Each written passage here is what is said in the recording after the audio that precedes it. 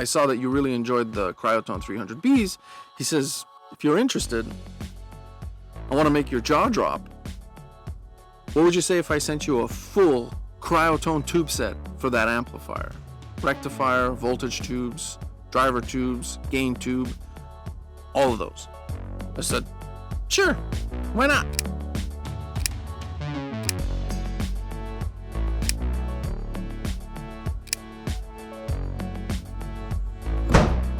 Amazing.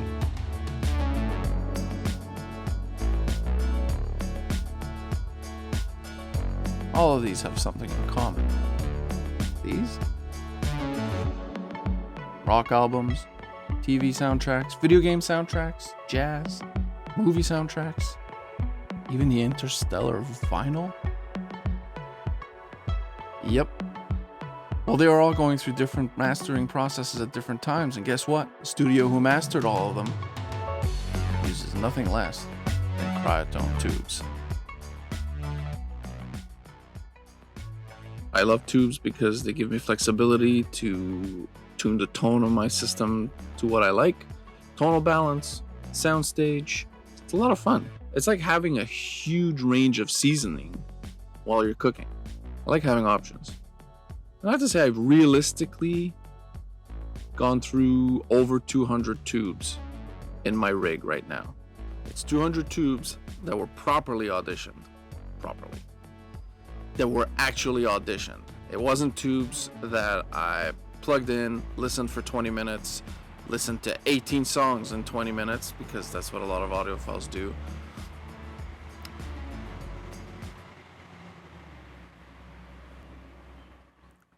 No, I'm talking 200 tubes that I auditioned for good periods of at a time, and where I played around with different tube brands to try to get some really good synergy, to try to achieve what it is I was looking for. Either it's a shift in tonal balance, a change in soundstage, an increase in bass. You can do all kinds of things by tube rolling. If you don't have a rig that is extremely transparent and of high quality, and I don't mean expensive when I say high quality, I mean high quality, low noise, as pure of an electrical signal going through your rig as you can, tubes will make a great sonic difference. Now, not all hi-fi rigs are of great transparency, so the less transparency you have in a rig, and in my experience, the more you'll think that tubes are not a significant change of sonic character. And I'm not here to debate that. There's no point in debating it. Just like when I hear people say that DACs don't make a big difference. My microscope says that this is all snake oil. All of it. Snake oil. If you're already someone who's skeptical about tubes, don't waste your time with this video. But if you're curious, let's talk. So I've tried the brands, the known brands, things like Gold Lion, Mullards, Svetlana, Softek, Electro-Harmonix, PS Vane, Shouguang, what else? Softek, I said Soft, yeah, Shouguang. Dug into a lot of new old stock stuff like RCA, Raytheon, some Western Electric stuff, modern common tongue soles, TAD, JJ, GE, Philips. Heck, I've even tried Siemens, TJ, even things like the legendary Telefunken. Yeah, I've had those as well. Damn, they're expensive though. Speaking of expensive, I've had the pricey tubes as well. I've had Linley Elites. I still have Linley Elites. Love Linley Elites. I've used Western Electric, the newer ones, the newer visions. Sophia tubes. Love Sophia tubes, guys. They're awesome tubes. And the expensive Audio Note tubes. I had the Audio Note 300B. I forget what it was. Anyways, close to $2,000 a pair. And about a year ago, I tried a pair of 12 BH7s made by Cryotone, which I have till this day in my DAC. It turned my Frankenstein of a DAC into something I'm going to stop now because someone's cutting the lawn. So when I put those 12 BH7s from Cryotone in my deck, background got even quieter, got even not darker. Again, this was not a question of darkness. To me, I separate the two. I see quiet backgrounds and dark background as different things. Now, you can have a quiet background that's dark, and you can have a quiet background that's not dark. What I consider dark is the dark background to me doesn't have as much airiness and sense of spaciousness in the soundstage, but it feels very focused. It's a dark background, so it's extremely focused. To me, that's how I see a dark background. Everything feels like they stand out, laser edged, and the rest is like just a dark black hole. Whereas a quiet background that is not dark is something that's far more airy. It's a little bit, it's got more sparkle to it. But again, still dead quiet spaciousness between all the instruments. And in music tracks, quiet passages, you hear nothing, but you feel the presence of the singer and the instruments are still there. It's hard for me to explain, but hopefully you guys get it. So trying the cryotones in the deck, actually, it didn't make for a darker background. It made the background even quieter. And what that did is that it made the notes just feel bolder, had a bit of sparkle to everything. And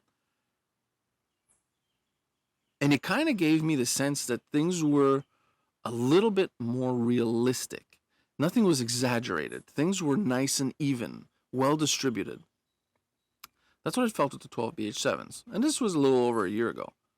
So the reason why I had bought my 12 BH7s from Cryotone was following Steve Deckert's recommendation. He said to check these out, and I saw his video. Check this out, this video, if you don't know about it. Squirrels. And Steve was describing of how he had never seen tubes that tested so quietly and performed so well on every spectrum. And as a matter of fact, he was now using these tubes for most of his gear. So anyways, I got the package, took all the tubes out, popped them into the Saramp, and Don was right. What the hell? This was a different amplifier. Completely different amplifier. Far denser sound than what it was. And it was already great. It was already my favorite amplifier. Like I said in my video, this is my favorite tube amplifier yet. But with the Cryotone tubes, everything was up, not one, not two, but like 3 notches. When you have all Cryotone tubes in the amplifier, everything was just sonic perfection. No noise, no distortion that I could hear. And like I said, clean background again, but perfection. You would play on a track that the track has a quiet background, that you don't have like this staticky noise. The notes just appear in the air. It's fantastic. The bass was tighter. Felt like everything dug deeper even. And at first I was like, how the heck are my bass drivers sounding better? They're being driven by a Class D amplifier. So I turned off the Class D amplifier to just listen to my full range drivers. And my full range drivers were providing a much better texture, detail, performance in the upper bass where they are performing. And this was complementing my bass drivers that are running Class D. Because I had far better detail, far better resolution in the upper bass coming from these tubes. And it was complementing and making it sound like my bass drivers, which stop at 90 hertz. I don't have them go any higher than that. But it felt like even that 30 to 90 hertz region felt more detailed, felt tighter. But yet that was performing exactly the same as it was before. It's the relationship, I think, that was better now between the full range driver in terms of its upper bass, lower mids. That was just merging all of this quality sound together. So yeah, having all Cryotone tubes in the Decor amp, totally new sonic level of performance. I'm telling you all, if you own a Deckware 300B amplifier, and you want to change something, so this is where I'm gonna go. You have power tubes already, and you're not sure if you want to deep dive and spend the money on a full cryotone set. All right, start gradually. The first tube I would buy if I were you to see if this works for you, and I'm very confident it will. Start with the rectifier. Okay, tell you what. Let me turn the lights down. If you can, start with the rectifier. But it's not in the signal path, so it does not have any impact on the sound, said the internet. Not being in the signal path does not mean it has no impact. Let me explain with a high level and conceptual comparison. Does a fuel pump have an impact on a car's performance? Let's see. So the rectifier versus a car fuel pump. They both have functions, they both have an importance, and they both have an impact. Rectifier converts the AC to DC power. Car fuel pumps gasoline from the fuel tank to the engine. The importance of a rectifier is that it ensures a stable, clean power supply to the components, which is crucial for an optimal performance and sound quality, whereas the fuel pump ensures a steady, reliable supply of fuel, which is also essential for the engine's performance, and they both have a significant impact. So, for the conceptual comparison, the rectifier supplies the necessary electrical power, DC, to the amplifier, and a fuel pump supplies the necessary fuel, aka gasoline, to the engine. And to describe this analogy a little bit deeper, they both share three roles. They both convert and allow delivery of power, they both ensure consistency and reliability, and they both make sure the component health is maintained, because a high-quality rectifier will reduce the stress on the amplifier's components, much like a good fuel pump will reduce stress on the engine's components by providing consistent fuel flow. And both components play a foundational role in their respective system, ensuring that overall performance, reliability, and longevity. So, they're important. So anyways, shout out to Mr. ABX, James, for letting me use this background pic. Thank you very much. I was running out of quality pictures. This one is going on the wall. Now that being said, if you take a rectifier that was meticulously, painstakingly selected out of huge batches of rectifier tubes to match Wade and Audiophile's picky minimum criterias, right off the bat, you're talking about the top 1% of tubes in terms of their quality build. Then they apply their proprietary cryo treatment to this, and their cryo treatment is so intense, they figured out the way how to get it down lower than minus 320 Fahrenheit. So from my research, what I'm starting to understand is when you cryo-treat something like that, there's a slight alteration at a molecular level that happens to the components and the material in the tube. So if I remember correctly, I think a 5U4G is a directly heated... Okay, hold on. Okay, I forget the exact wording, so I'm going to voice over this part. Directly heated rectifiers. These include tubes like the 5U4, where the cathode is the filament itself, as it's directly heated to emit electrons. 5U4 is also known for its robustness and rich tonal quality. There. Electricity current flow is always going to pick the easiest path. Once the rectifier has been cryo-treated, the flow of electrons going through the rectifier is significantly improved. So if that's true, that means the flow of DC current is significantly improved. If that flow is significantly improved, then all the components are going to perform at their best. So this is most likely why when I put in just the cryotone rectifier in the tube amp, while I had the Western Electric power tubes in there, the performance of the Western Electric power tubes with the cryotone rectifier versus the stock PS Vane rectifier is significantly better. It's like as if the amplifier was operating on a dimmer before, on a dimmer switch. And this is the analogy I'm making for myself here to help me navigate through this video. So let's say the amplifier is operating on a dimmer switch. Before, when I had the stock rectifier in there, even though I had the Western Electric tubes in, it's almost as though the amplifier was operating with a current that was like me setting the dimmer at like 70%, 75, maybe 80%. It was great. You know, the lights came on. It was bright enough. But then when I put in the cryotone rectifier, it was like bringing that knob up to 100%. Now, there was an intensity to the sound that wasn't there before. And then I got curious. I said, okay, wait a second. The bass is punchier. The soundstage is wider, deeper.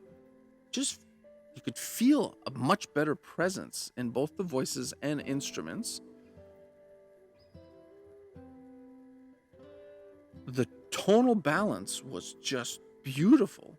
And the things that the Western Electric was doing well before, that gorgeous, luscious mid-range and that sparkly, detailed highs, it's like it was cranked up by an extra 15%.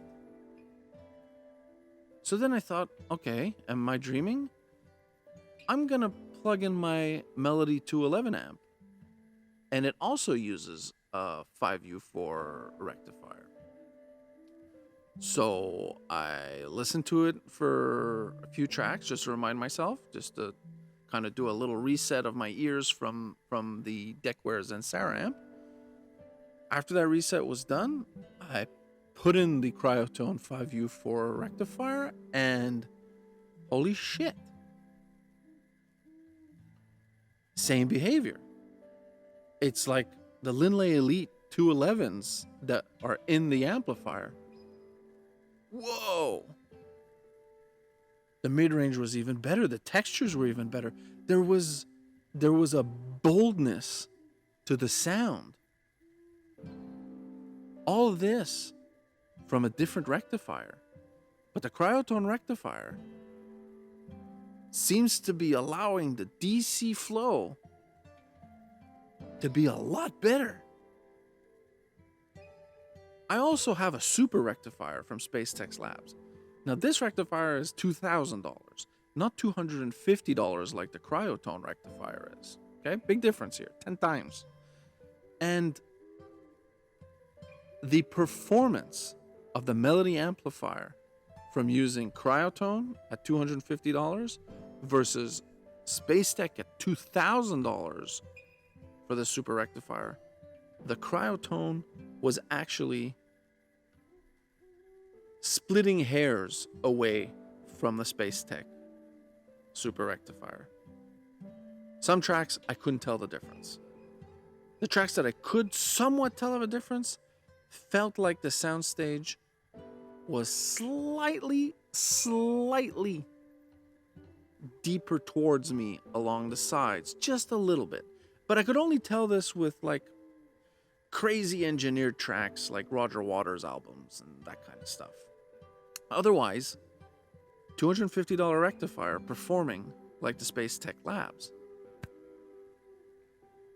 at 10 times the price. So my advice to some of you that might be skeptical to go full-blown Cryotone, and let me tell you, I already think it is completely worth going full-blown cryotone tubes in my rig.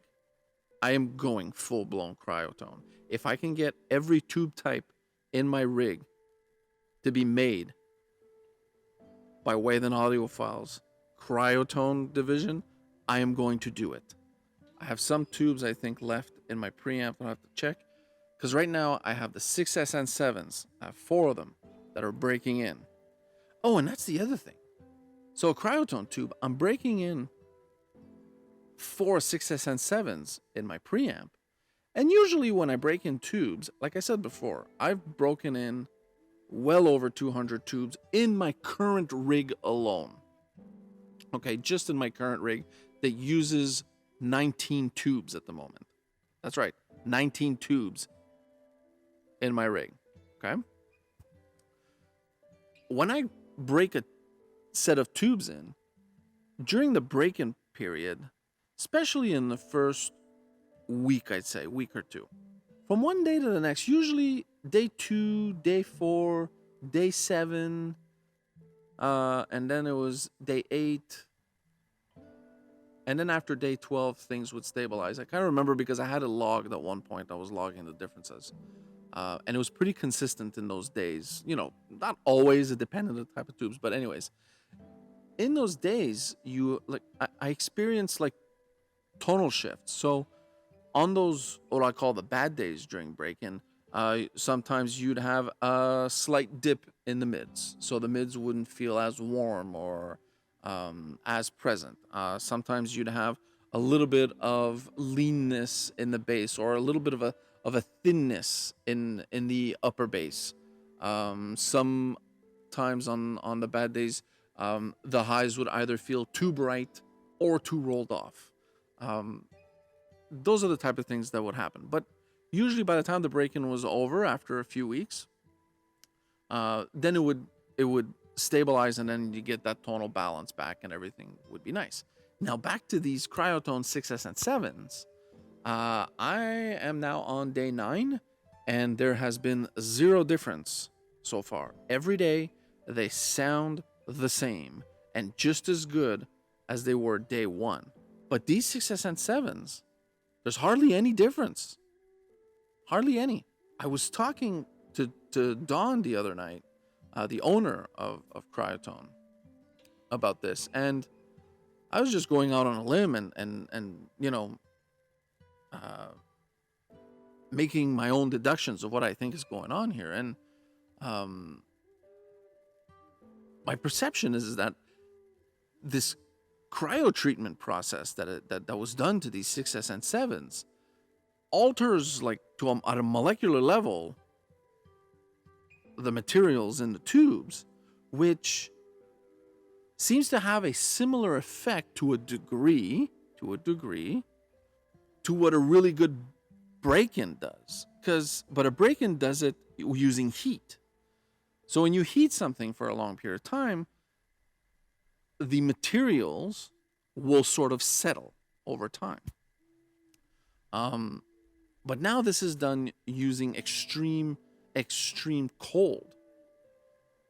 So I think there's a similar, like, it's a similar effect, but maybe a little bit more extreme with the cryo treatment versus a typical burn-in.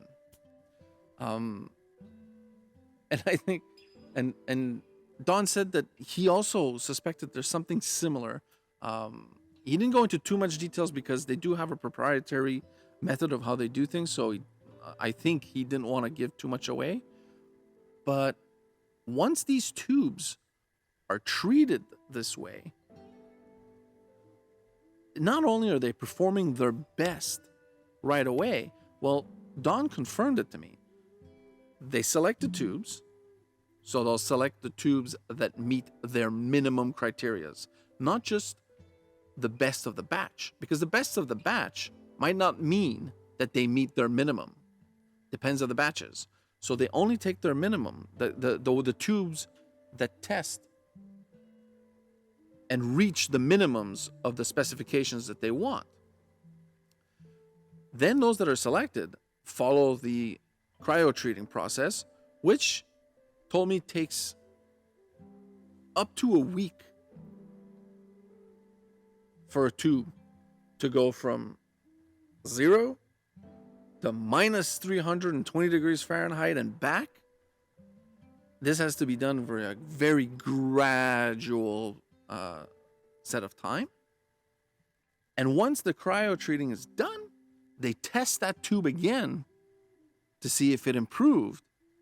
And he confirms that the test comes out better every time. Now, I wish I had the time to talk to an individual that works at, I think, the Marsh Studios. So this studio has mastered countless albums from rock, jazz, any music genre, movies, video games, like was mentioned at the beginning of this video. I would love to be able to talk to Steven over there, who, since he started using cryotone tubes in his consoles, said that instead of changing tubes at a 6 to 8 month basis from what he was using before, because they were chasing new old stocks left and right, because a lot of the new production models for professional use don't cut it. And I can kind of vouch for that. I've acquired a lot of new currently made tubes from very big name brands that did not last too well or even sounded terrible day one. They just had too much tube noise. And you can hear tube noise even if you just pause the music. That tube noise is audible. I've had friends tell me also when I had bad tubes, they're like, man, I can hear the tube noise. I was like, yeah. So they went from 6 to 8 months of recycling these very hard to get new old stock tubes that were built at a different standard back in the day to now with cryotone, it's a few years. They last a few years. So guys, to me, tube sounds better. That's my criteria number one. It sounds incredible. It's denser, it's bolder, it's more dynamic. Everything you love about a tube is there. Everything you hate about a tube, cryotone doesn't have them yet. I can't hear any tube noise, any background noise, any static. Even from a distortion point, can't hear it. And if you look at Steve Decker's tests in the video I linked before, whoa. Then you have lifespan. Cryotone just changed life of tubes for an audiophile. So if you're scared to start with the full kit and your amp, preamp, or DAC is tube rectified, I strongly recommend you start with the rectifier, especially if you have good components in your system or already use very high quality power tubes. All right, next video, I'm going to talk about the full combination when I use only cryotone tubes, and by then I'll be confident that the 6SN7s that I have in my preamp don't need a break-in, don't need a burn-in, because I will have been sort of doing a burn-in for 3 weeks. But telling you, sound is even the same, perfect, bold, all the same criteria as I experienced with the 12BH7s in my DAC. These 6SN7s are doing the similar effect. And when I use all of them, all the tubes in an amplifier like the Deckware, mamma mia. Telling you, I'm saying it again. Cryotone has changed how an audiophile lives with tubes.